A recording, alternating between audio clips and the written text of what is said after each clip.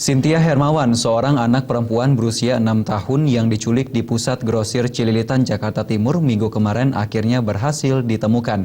Pelaku penculikan hingga saat ini masih buron.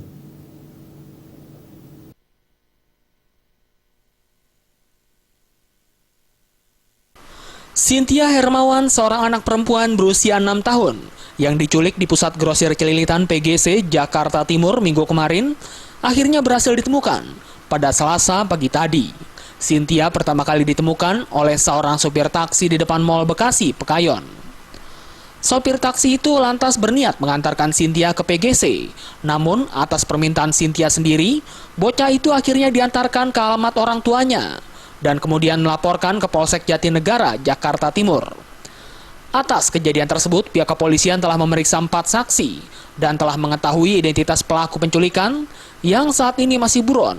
Selain itu, pihak kepolisian juga masih mendalami dan memeriksa beberapa SMS yang masuk ke nomor kontak orang tua korban, yang mengaku telah menemukan korban dengan meminta sejumlah uang sebagai imbalan.